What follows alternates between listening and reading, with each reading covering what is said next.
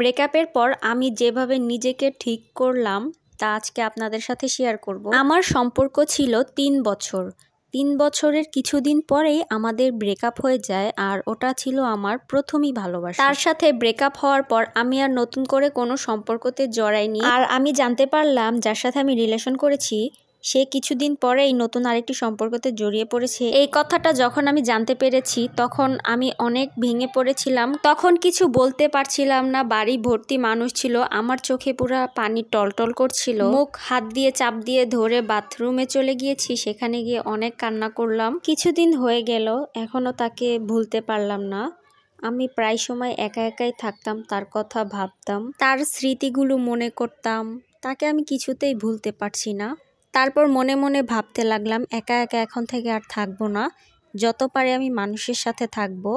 তারপর ভাবলাম যে আমি আমার বান্ধবীদেরকে বাসায় ডাকি। তারপর ওদেরকে ডাকলাম, ওরা আমার বাসায় আসলো।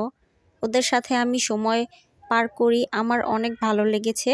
ওদের সাথে আমি গল্প আড্ডা এগুলোতে ছিলাম। তখন আমি তাকে ভুলেছিলাম। এভাবে আমি প্রত্যেক দিনই থাকতাম, একা একা আমি একদিনও থাকতাম না। আবার প্রায় সময় মাঝ রাতে আমার ঘুম ভেঙে যেত।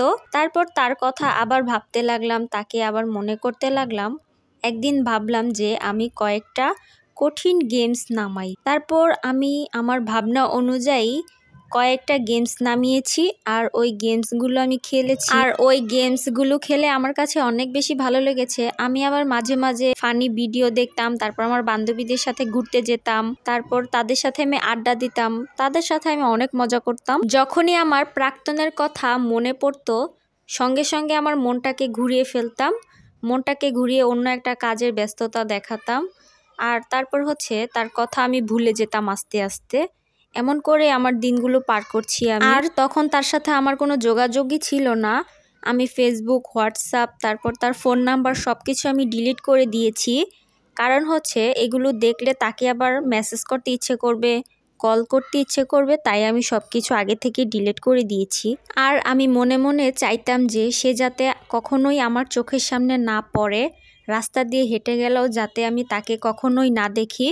কিন্তু আমার মনের আশাটা পূরণ হয়ে গিয়েছে, তাকে আমি আর কখনোই আমার চোখের সামনে দেখিনি। সে আমার বাড়ির থেকে 10 থেকে 15 কিলোমিটার দূরে থাকতো। অতীত মুছে ফেলা এত সহজ না, অনেক কঠিন, কিন্তু এই কঠিনটাকেই আমি মুছে ফেলেছি। এখন আমি অনেক ভালো আছি, তাকে এখন আমার আর মনে পড়ে না। আজ অনেক বছরই হয়ে গেছে, এখন আমি মনে মনে ভাবি তাকে আগে দেখার জন্য আমি কতটাই না ছটফট করতাম, কিন্তু এখন আর ওই দিনটা নাই। আমি আমার অতীতটাকে মুছে ফেলেছি। এখন আমি আগের থেকে অনেক ভালো আছি, আলহামদুলিল্লাহ।